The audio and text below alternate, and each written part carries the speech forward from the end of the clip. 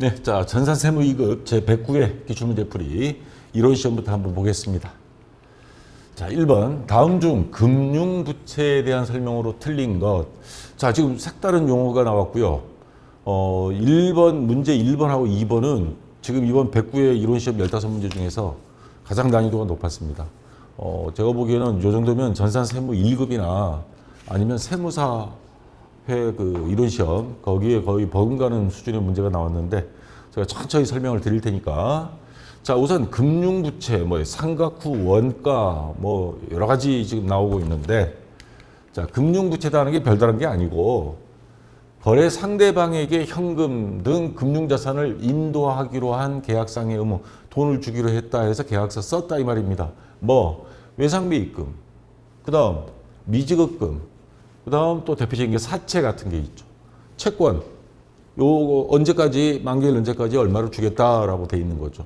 자, 이런 게 금융부채다. 별다른 게 아니고, 최초로 금융부채 만약에 사채를 발행했다 그러면 시가, 공정가치로 측정을 하는데, 보통 기업의 사채는 잘 안 팔릴 경우가 많습니다. 그러니까 액면가액이 100원이면 요거를 95원에 할인 발행해서 일단 발행하고 뭐 3년이면 3년 후에 돈 돌려줄 때는 100원으로 돌려주는. 그래서 요 5원의 차이, 요거는 장부에 기록할 때는 유효이자율법을 사용해서 상각한 다음에 어떻게? 원가로 측정한다. 그리고 제3자에게 양도할 경우도 있습니다. 요거 갖고 있다가 그러면 양도한 금융부채의 장부금액하고 실제 지급한 대가의 차액은 당기 손익으로 한다. 시험 문제 요게 나왔죠. 뭐 기타 포괄 손익 누계액으로 한다 이렇게 나와 있는데, 그 다음에 유효이자율법은 아까 말씀드린 사채를 잘 발행하기 위해서 실제 시장 이자율하고 액면금액하고 이제 맞춰서 처리하는 방식이고, 요거는 뭐 사채 이론 강의 여러분들 자세히 보시고요. 상각 후 원가 해서 요 할인 발행된 금액에 대해서 다 처리한 다음에 난 후에 장부 금액, 요걸 말하는 겁니다. 자, 그럼 다시 문제로 돌아와서 금융부채는 최초 인식할 때, 사채를 발행할 때 공정가치로 일단 측정하는 것이 원칙이다. 요거 아까 맞다 그랬죠. 양도한 금융부채의 장부금액과 지급한 대가의 차액은 만약에 생겼다 하면 기타 포괄 손익 누계 아닙니다. 당기 손익으로, 비용으로 처리한다 이 말입니다. 기타 포괄 손익 누계액으로 하게 되면 요거는 자본 항목으로 들어가는 겁니다. 전혀 다른 개념이 돼요. 그래서 2번이 틀린 거 정답이 되고요. 금융부채는 후속 측정 시 뭐 1년 경과하고 2년 경과할 때 상각 후 원가로 측정하는 것이 원칙이다. 맞고요. 금융채무자가 재화 또는 용역을 채권자에게 제공하여 금융부채를 소멸할 수 있다. 외상값, 사채, 돈 주고 그리고 그 부채를 상환한다 이 말입니다. 맞는 말이고요. 그래서 2번이 정답이고, 자, 그 다음에 문제 한꺼번에 건너뛰어 버리네. 자, 2번 문제. 요거 지문도 길지만 여러분들이 전혀 생소한 문제입니다. 아래 이 자료는 시장성 있는 유가증권에 관련된 내용이다. 이에 대한 설명으로 옳은 것. 자, 2022년 8월 5일 A 회사 주식 500주를 주당 4,000원에 매입. 그 다음에 그해 12월 31일 공정가치는 주당 5,000원 됐고, 다음에 4월 30일 주식 전부 500주 전부 6,000원에 처분했다 그랬습니다. 근데 보기를 보면 이거를 만약에 단기 매매 증권으로 분류할 경우와 매도 가능 증권으로 분류했을 경우 비교하는 시험 보기들이 쭉 나왔습니다. 그럼 두 가지를 다 고려를 해야 돼요. 자, 그래서 왜 안 넘어가니? 아까는 2개 넘어가더니만. 자, 지금 취득했을 때 장부에 두 가지 방법을 다 적어봤습니다. 자, 500주 주당 4,000원씩 200만 원.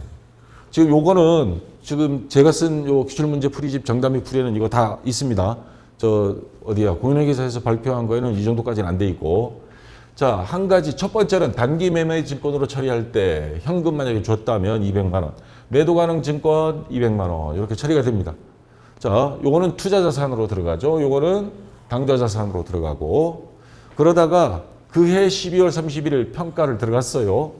자, 얼마씩 됐냐면 4,000원이 5,000원짜리로 평가했다고 나와 있습니다. 그러면 우리가 취득한 금액으로 빼면 얼마? 1,000원씩. 올랐죠? 그리고 500주예요. 그러면 50만 원. 그러면 단기 매매 증권인 경우에 단기 매매 증권 50만 원, 단기 매매 증권 평가 이익 50만 원 해서 단기 손익으로 처리합니다. 이익으로. 자, 그런데 매도 가능 증권으로 장부를 했을 때는 매도 가능 증권 50만 원 자산 증가하는 건 똑같아요. 근데 매도 가능 증권 평가 이익은 이거는 계정 과목 분류 보면 기타 포괄 손익 누계이익입니다. 제가 계정 과목 및 정기 등록 메뉴 한번 검색해 봤습니다. 매도 가능 증권 평가 이익은 기타 포괄 손익 누계이익이다. 다시 말해서 이거는 자본의 증가가 됩니다. 이거는 영업의 수익이에요. 그러니까 이거는 영업의 수익이 증가하고 이거는 자본이 증가하는 게 돼버리는 겁니다. 자, 전혀 이제 양상이 달라지죠. 자, 그러다가 요거를 처분했어요. 자, 처분 시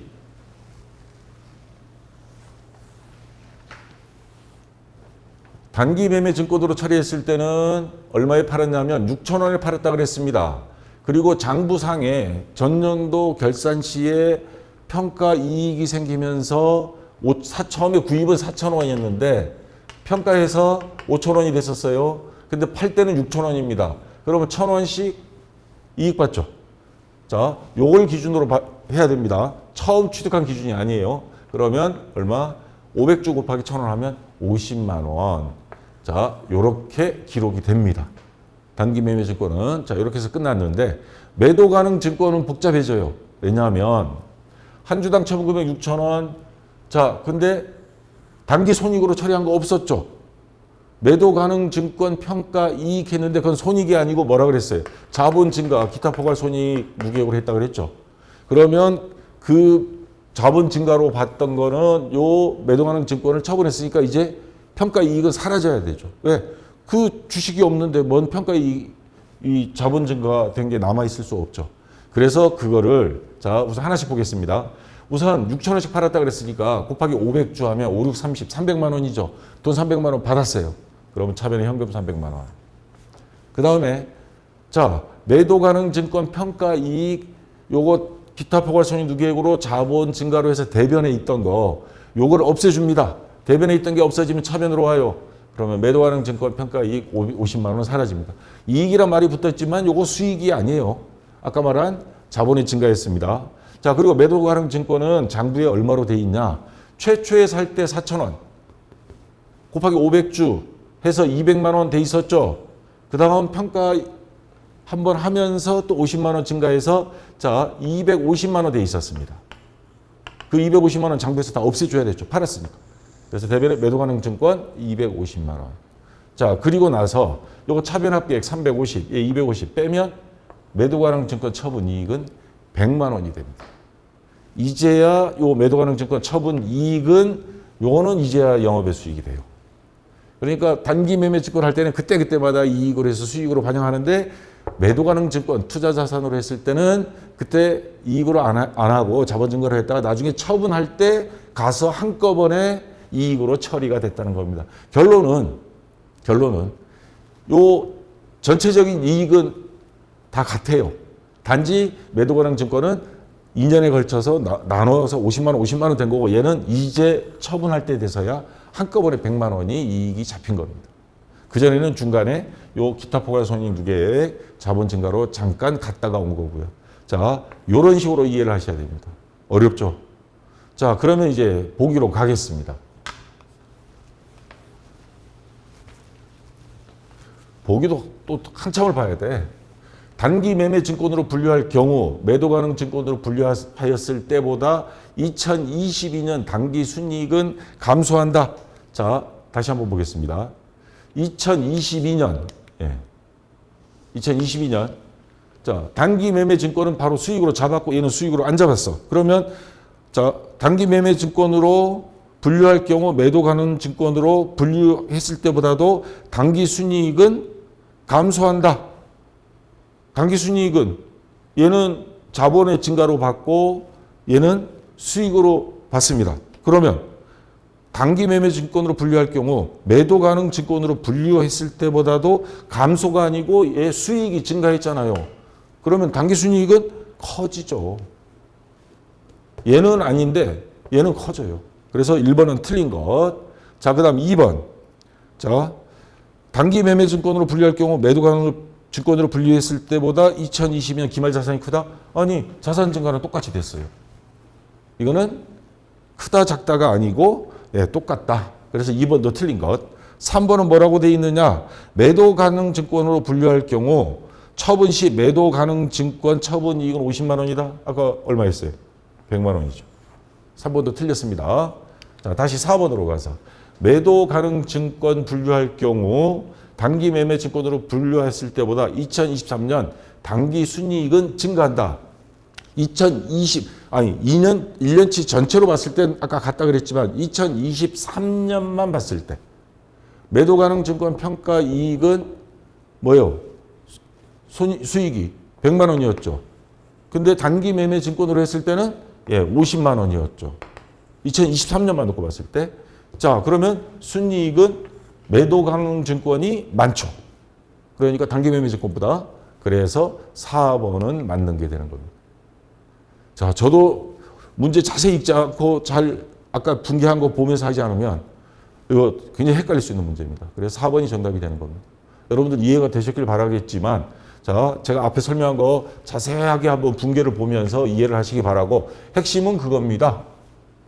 중간에 평가 이익 했을 때 평가 이익은 단기 매매 증권과 매도 가능 증권이 전혀 성격을 다르게 처리한다. 하나는 손익으로 그다음에 매도 가능 증권은 자본 증가로 본다. 나중에 소급은 한꺼번에 하지만 자, 거기에 핵심이 있다는 거. 자, 이제 여기까지 설명해도 벌써 10분 넘게 걸렸네. 자, 3번 문제. 다음 중 회계 변경. 회계 변경 뭐 재고자산 그 방법이라든가 평가 방법이라든가 여러 가지들 감가상각 내용윤수 변경이라든가 자, 인정되는 정당한 사례로 적절하지 않은 것. 회계 변경은 크게 정책 변경과 추정 변경 두 가지로 구분하죠. 자, 회계 변경을 왜 하느냐? 경제, 사회적 환경이 변화에 따라 새로운 회계 처리 방법으로 변경하는 것이 자, 옳다고 생각했을 때 회계 정책이 변경 또는 회계 추정이 변경. 아마 요게 조금 더 중대하고요. 요거는 그보다 좀 덜한 변경입니다. 뭐 빗대서 얘기한다면. 그런데 중요한 거 요거 단순히 세법 규정이 좀 바뀌었어. 그래서 우리가 세금 적게 내려고 회계 변경한다? 이거는 아닙니다. 이건 아니고 큰 거는 요겁니다. 기업 회계 기준이 변경된다거나 경제 사회적 환경이 바뀌었을 때가 가장 주된 요인이고 세법 규정에 따르기 위한 거는 아니다. 자, 그래서 회계 정책이 변경은 개정된 기업 회계 기준, 특히 KIFRS 한국채택국제회계기준 연결 재무제표를 써야 되는 그런 기업들은 회계정책 변경이 많습니다. 뭐 재고자산 평가, 유형자산 수선, 투자주식 평가 방법 뭐 이런 것들이 있고요. 그보다 약간 경미하지만 추정의 변경, 뭐 대손상각 뭐 1% 하던 거를 2% 한다든가 재고자산에 대한 그 다음에 감가상각 방법을 바꾼다든가 이런 경우 들어가는데 자세한 거는 앞에 교재에 있는 이 그림이니까 보시고 자, 정당한 사례로 적절하지 않은 것 찾으라 그랬습니다. 일반 기업 회계 기준이 재개정으로 인하여 새로운 해석에 따라 회계 변경을 하는 경우 이건 당연히 할 수 있겠죠. 기업 환경의 중대한 변화에 의하여 종전이 회계 정해 이거 오타가 있네. 종전이 회계 정책을 적용하면 재무제표가 왜곡되는 경우. 자, 이 경우는 당연히 바꿔줘야 되겠죠. 동종산업에 속한 대부분이 기업이 채택한 회계정책 또는 추정 방법으로 변경함에 있어서 새로운 회계정책 또는 추정 방법이 종전보다도 요즘 최근 들어서 기업들이 회계정책을 바꾼 게 더 합리적이다라고 판단되면 그거에 따라갈 수도 있다 이 말입니다. 자, 4번 정확한 세무신고를 위해 세법 규정을 따를 필요가 있을 때 요거는 아니죠. 아까 아니라 그랬죠. 그래서 4번이 정답이 되고요. 자, 그 다음 4번 문제. 무형자산에 대한 문제가 나왔습니다. 자, 무형자산은 왜 안 넘어가니 또 식별 가능하고 통제가 가능, 법적으로 권리를 갖고 있어야 되고 미래 경제적 돈 될 수 있는 것이 해야 된다는 게 기본 세 가지죠. 자, 상각에 대해서 나왔는데 합리적인 상각 방법을 정할 수 없을 때는 정액법. 근데 합리적인 이유가 있다면 정액, 정률, 연수, 생산량 비례법 뭐 어느 거든 쓸 수 있는데 정할 수 없을 때는 정액법을 쓴다는 거. 요거 주의 깊게 보시고요. 상각 기간은 법령으로 정해진 계약이 있으면 그걸 지키고 최대 20년을 초과할 수는 없습니다. 그 다음 상각 방법은 직접법과 요거 중간에 기업회 기준이 바뀌어서 직접법, 간접법 전부 다 허용하고 있습니다. 근데 우리가 쓰고 있는 K-랩 프로그램에는 직접법만을 아직도 쓰고 있다는 거 참고로 말씀드리고요. 자, 무형자산 상각 2개 이런 개정 과목이 없죠. 그거는 그러면 간접법을 안 쓰고 있다는 소리입니다. 자, 문제로 가서 개발비 중 연구 단계에서 발생한 지출, 발생한 기간이 비용으로 한다. 이건 무슨 말이냐면 거의 완성 단계, 제품 생산 단계에 가면 그때는 무형자산으로 처리합니다. 근데 그 전 시험에 성공할지 말지 불확실할 때는 시험 연구비, 경상 연구 개발비 뭐 이런 개정 과목을 써서 비용으로 그냥 처리한다는 거고, 합리적인 상각 방법을 정할 수 없는 경우에는 아까 뭐라 그랬어요? 정률법이 아니고 정액법이라 그랬죠. 그래서 2번이 틀린 것 정답은 나왔고요. 일반 기업 회계 기준에서는 무형자산이 재무제표 표시 방법으로 직접법, 간접법 모두 허용하고 있습니다. K-랩은 아니지만 무형자산이 내용연수는 법정 내용연수 그 다음에 경제적 내용연수 중 짧은 것으로 합니다. 자, 이렇게 하고 내용연수 짧으면 좋은 거는 빨리 상각이 되니까 세금은 적게 낼 수는 있겠죠.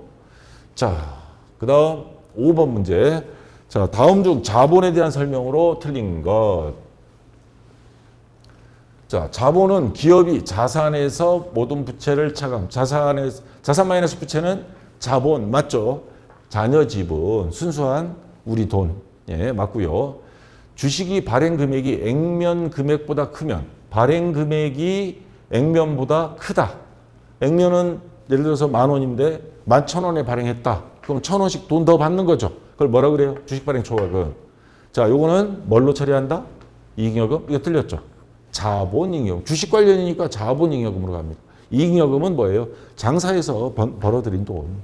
자, 그래서 2번이 정답이 되고요. 틀린 것. 납입된 자본의 기업 활동을 통해 획득하여 기업이 활동을 위해 유보된 금액을 더하여 계산한다. 이 말은 뭐예요? 이거는 이익잉여금이죠. 기업 활동을 통해 획득한 유보된 금액. 이익잉여금은 자본에 더해줘야죠. 자, 납입된 자본의 소유자에 대한 배당으로 인한 주주지분 감소에 배당금을 줬어. 그러면 그만큼 자본에서 차감해야 되겠죠. 자, 그래서 2번이 정답이 되고요. 자, 그 다음 6번. 자, 원가 회계입니다. 주식회사 하나의 제조 간접 원가 배부 차이가 25만 원 과대 배부입니다. 요거. 자, 실제 제조 간접 원가 발생은 얼마인가? 단 제조 간접 원가 예정 배부율은 작업 시간당 3,000원이며 작업 시간은 1일당 5시간 총 100일간 작업하였다. 그러면 예정 배부는 언제예요? 자, 5시간 곱하기 100일. 그러면 500시간. 예정 배부율은 작업 시간당 3,000원입니다. 자, 이건 실제 작업 시간, 이건 예정 배부율을 곱합니다. 그래서 150만 원이 예정 배부액이 되는 거예요. 예정 배부를 먼저 했다가 나중에 실제 금액을 하고 비교해서 차이가 나면 그만큼 배부 차이를 나중에 보완해 줍니다. 자, 어떨 때 이렇게 쓰느냐? 아이스크림 공장. 일단 아이스크림 생산해. 근데 원가를 알아야 판매 가격을 정하잖아요. 근데 전기세가 문제예요. 전기세는 이번 달 쓴 거 다음 달에 나오거든. 그러면 야, 몇 년 경험에 의하면 요 정도 만들면 뭐 시간당 3,000원 정도 들어갈 거야, 전기세. 그러면 뭐 제품 개당 일단 요걸 하자. 그래서 원가를 뽑고 나중에 거기서 나와서 보니까 그게 실제 발생액이 나오는데 근데 예정이 먼저예요. 실제는 나중에 나오는 거고.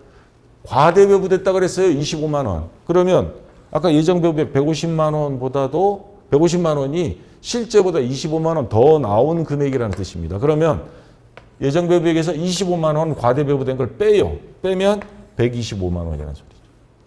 그래서 실제는 125만 원 2번이 정답이 되는 겁니다. 자, 됐고요. 그 다음 7번 문제.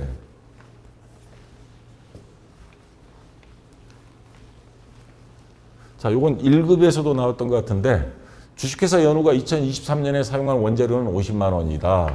2023년 초 원재료 재고액이 2023년 말 원재료 재고액보다 5만 원 적을 경우 2023년 원재료 매입액은 얼마인가? 지금 요거를 구하라고 하는 겁니다. 원재료 자산 계정하고 똑같아요. 기초, 단기 매입, 기말 빼면 나머지 뭐 상품에서는 매출원까지만 이거는 사용한 거.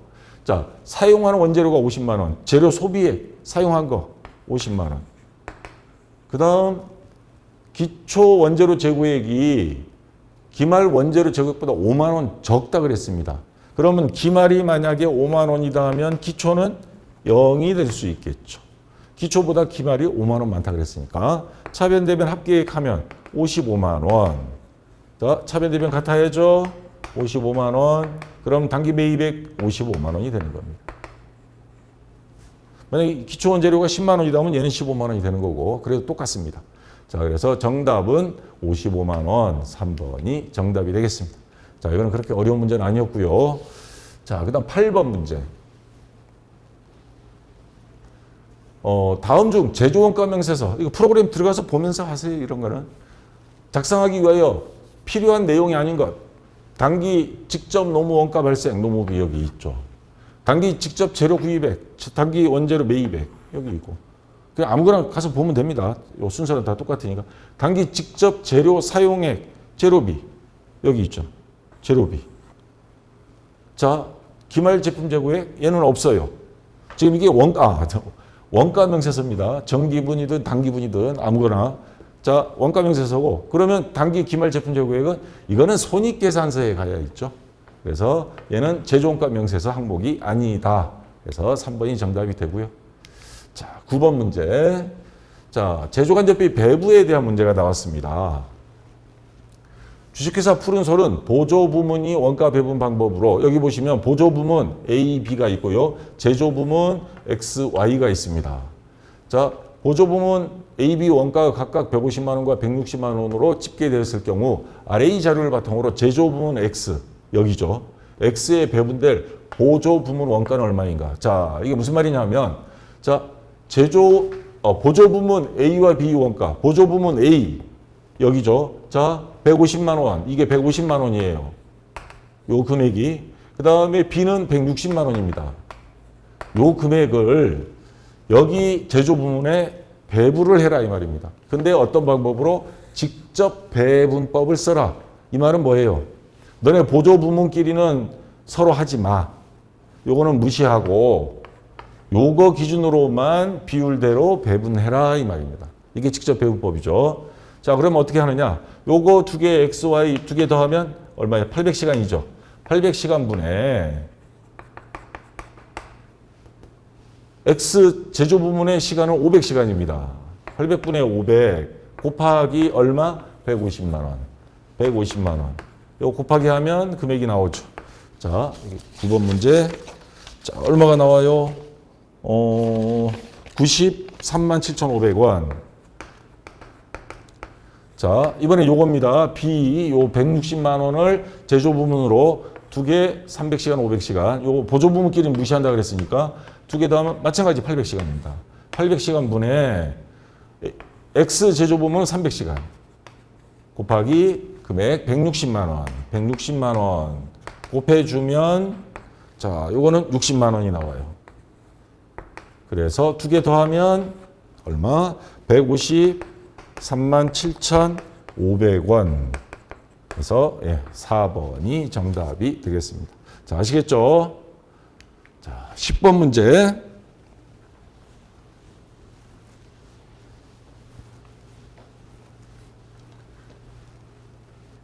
자, 다음 중 종합 원가 계산에 대한 설명으로 틀린 것. 선입선출법, 평균법 나왔죠. 월말 제공품 평가하는 방법은 두 가지가 있습니다. 선입선출법하고 평균법. 이거는 문제는 여기까지고 제가 이거 갖다 놓은 겁니다. 자, 뭐가 차이가 있느냐? 평균법은 선입선출법은 이건 어떤 업종이에요? 실제 업종 보면 자동차 있죠. 제가 기아 자동차 모닝 생산 라인 몇 번 가봤지만 자동차는 컨베이어 벨트에 쭉 있습니다. 그러다가 말일날 멈추고 다음 달 1일날 와서 또 벨트 위에 있는 것부터 하나씩 먼저 생산합니다. 그럼 선입선출법 씁니다. 그래야 이게 순서대로 맞죠? 평균법은 그냥 섞어버리는 거예요. 맥주 공장, 된장, 고추장 공장. 어느 게 먼저 건지 구분도 안 돼. 자, 그런 데는 평균법 씁니다. 평균법으로 하게 되면 자, 이번 달에 완성된 수량, 그 다음 미완성된 거, 그걸 완성된 걸로 환산을 하면 전체 수량이죠. 분의 전체 금액, 월초 금액 당월 제조원가를 다 더한 총 투입된 거. 나누기 하고 곱하기 월말 제공품 환산량 해주면 월말 제공품, 미완성된 월말 제공품 금액이 나오는 겁니다. 자, 근데 선입선출법은 아까 자동차 먼저 있는 거는 걔네들이 먼저 완성되니까 걔네들을 빼고 하자, 우리. 그래서 완성품 수량, 월말 제공품 환산량은 같아요. 그런데 월초는 빼고 하자 그랬으니까 여기에 월초 제공품 환산량을 빼고 수량을 만들고요. 분해 당월 제조원가에서도 월초 제공품 금액은 빼버립니다. 그러면 당월 제조원가만 남아요. 그럼 월초 제공품에 대한 수량과 금액은 다 빠진 상태로 계산하는 방식이 선입선출법이다, 이 말입니다. 자, 문제를 보겠습니다. 선입선출법은 실제 물량 흐름을 반영하므로 평균법보다 더 유용한 정보를 제공한다. 자, 요거는 맞습니다. 왜? 얘네들을 빼고 순수하게 당월 투입된 것만 하니까 물량 흐름 순서대로 딱 된 거는 맞습니다. 그래서 요거는 맞는 게 되고요. 평균법은 당기 이전에 착수된 기초 제공품도 당기에 착수하는 걸로 한다. 여기는 다 섞여버렸어. 그러니까 기초 제공품도 다 단기에 다 한 걸로 해서 다 금액이나 수량 다 넣고 계산하는 방식이다. 맞고요. 선입선출법이 평균법보다 계산 방법이 간편하다. 이거는요. 평균법은 수량, 금액 다 더해. 금액도 다 더해. 빼는 거 없습니다. 근데 얘는 월초 제공품 환산량 또 계산해야 되고 월초 제공품 찾아내서 그걸 또 빼야 돼요. 계산 방법은 얘가 더 복잡합니다. 근데 얘는 지금 보기는 뭐라고 돼 있어요? 선입선출법이 간편하다 그랬죠. 반대로 이야기한 겁니다. 평균법이 간단합니다. 그래서 이게 틀린 거 3번이 일단 정답이 되고요. 기초 제공품이 없다면 만약에 이게 없어. 월초 제공품 이게 없어. 그럼 공식이 어떻게 돼요? 두 개 공식이 같아지죠. 자, 선입선출법과 총평균법 적용 시 기말 제공품 원가는 언제나 같을 수밖에 없죠. 공식이 같아졌으니까. 월초 제공품 다 사라지면. 자, 그래서 4번은 맞는 게 되겠습니다. 11번. 자, 이제 부가가치세로 넘어가서 자, 용역 또는 재화의 공급 시기 자주 나오는 거죠. 부가가치세법상 용역이 공급 시기에 대한 설명으로 틀린 것. 자, 용역이 공급 시기 이거 시간 없어서 다 못하고 장기 할부. 그거는 할부금 받을 때. 그다음 간주 임대료, 전세금 있죠, 전세금. 전세금만 있어. 그럼 그 전세금을 은행이자로 환산을 해서 월세 받은 걸로 수익으로 잡아서 너네 세금 신고해 하는 겁니다. 예정 신고일 종료일 또는 과세 기간 종료일, 종료일 때 한다는 거. 폐업 전에 공급한 용역이 공급 시기가 폐업일 이후에 도래하는 경우, 그럴 경우에는 폐업일을 기준으로 합니다. 자, 문제로 다시 가서 임대보증금이 간주 임대료는 예정신고기간 또는 과세기간 종료를 공급시기로 한다. 아까 설명드린 거죠. 폐업 전에 공급한 용역의 공급시기가 폐업일 이후에 도래한 경우 폐업일을 공급시기로 한다. 이것도 맞고요. 장기 할부 조건부 용역이 공급의 경우 대가의 각 부분을 받기로 한 때, 자동차 2년 3년 할부 판매할 때 할부금 받은 것만 매출을 본다 이 말입니다. 맞고요. 용역이 대가의 각 부분을 받기로 한 때 대가를 받지 못했을 경우는 공급 시기로 보지 않는다? 아닙니다. 일단 그거는 법적으로 가서 받든가 아니면 못 받게 돼서 부도가 났어. 그러면 대손 처리해서 나중에 세금을 깎든가 돌려받을 수는 있어도 일단 판매했을 때는 수금한 여부에 관계없이 판매로 봐야 됩니다. 그래서 4번은 틀린 게 됩니다.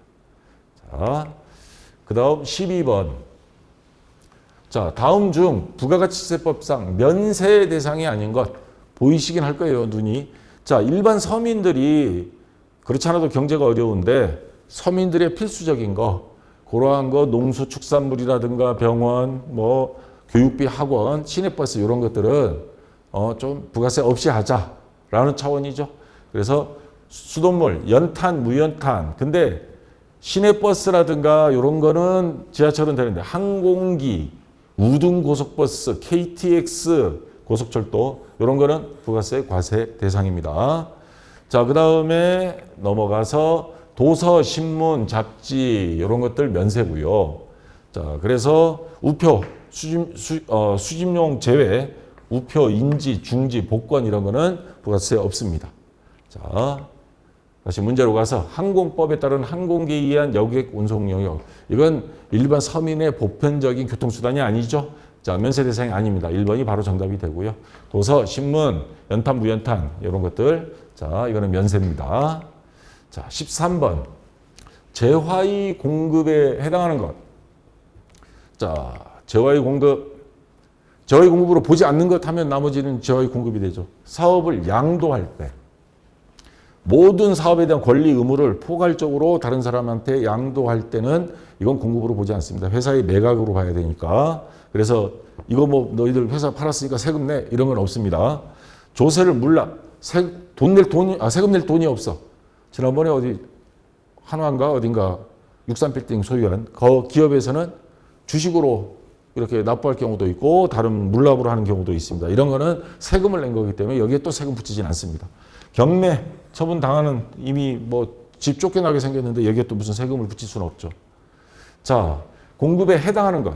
과세 사업자가 사업을 폐업할 때 자기 생산 취득 재화가 남아 있어. 자, 이거 매입할 때는 매입세 공제 받았을 거란 말이에요. 그럼 이거 언젠가는 처분하겠죠. 이거는 재화의 공급이 아니고 이거는 과세 대상. 간주 공급으로 봅니다. 그래서 1번은 재화의 공급이 아니라는 거. 그 다음 사업장별로 그 사업에 대한 모든 권리 의무를 승계, 팔아버린 거, 업체를, 조세를 물납하는 거, 강제 경매나 공매 이런 거는 재화의 공급으로 보지 않습니다. 자, 그 다음 14번. 다음 중 소득세법상 과세 방법이 다른 거 하나. 복권, 일용 근로소득, 비실명 이자소득 요 세 개는요 전부 다 무조건 분리과세 대상입니다. 요것들은 그래서 종합소득으로 안 들어갑니다. 복권 같은 경우 뭐 세금 많이 내도 받으면 좋죠. 3억 원 이하는 20% 세금을 떼고 주고요. 분리과세라는 건 원천징수 빼고 나머지 주는 겁니다. 3억 원 이상이면 30%. 예를 들어서 30억 복권 당첨됐다. 그러면 30%. 얼마야? 30억이면 3, 9. 그 정도, 9억 원 정도 세금 빼고 자 줍니다. 그 다음에 일용 근로소득. 하루하루 일명 노가다라고 그러죠. 자, 요거는 안 떼고요. 자, 근데 계약금이 위약금으로 대체되는 경우. 이건 뭐냐면 계약을 맺었어. 근데 이 사람이 계약을 해지하게 됐어. 그러면 우리 부동산 거래할 때 2배 물죠. 그런 경우. 자, 이런 위약금, 배상금 이런 거는 불로소득으로 봐서 어떻게 과세를 합니다. 종합과세로 들어갑니다. 무조건 종합과세. 자, 그래서 3번이 정답이 되고요. 자, 마지막 15번 문제. 소득세 중에서 다음 중 근로소득만 있는 거주자, 사업소득 이런 게 없고 연말정산 시 산출세액에서 공제하는 세액공제. 자, 이것저것 다 빼고 과세표준에 세율을 딱 곱했어. 그래서 나온 게 산출세액인데 거기에서 또 공제해 주는 게 있죠. 보험료 공제. 근데 보험료는 보장성만 됩니다. 저축성 안 됩니다. 자, 틀린 거 찾으라 그랬습니다. 자, 그 다음에 근로를 제공한 기간에 지출한 의료비만 공제. 이거는 저축성 보험에 대해서 공제받을 수 없다 했으니까 맞는 거네. 있다 하면 틀린 거고. 근로를 제공한 기간에 지출한 의료비만 공제 대상 의료비에 해당한다. 근로를 제공하면서 월급에서 건강보험료, 의료비를 지출했어. 그것만 해당이 됩니다. 의료비 공제가 되고. 자, 4번 먼저 하겠습니다. 의료비 세액 공제는 지출한 의료비가 총급여액의 3%를 초과하는 경우에만 적용받을 수 있다. 만약에 연봉이 1억이다. 구매 급여인데 3%, 0.03. 그럼 얼마예요? 300만 원이죠. 300만 원 이상 의료비를 쓴 거에 대해서만 의료비 세액 공제가 되는 겁니다. 300만 원까지는 안 돼요. 자, 그래서 이거는 맞는 말이고요. 자, 이거 직계 존속이 일반 대학교 등록금은 교육비 세액 공제 대상이다. 직계 존비속. 자, 본인이 있어요. 존비속 이런 말 쓰죠. 존, 위, 밑에 비속, 자녀. 존은 부모님. 자, 부모님들이 뒤늦게 대학을 다닌다? 그거 교육비 세액 공제 대상 안 됩니다.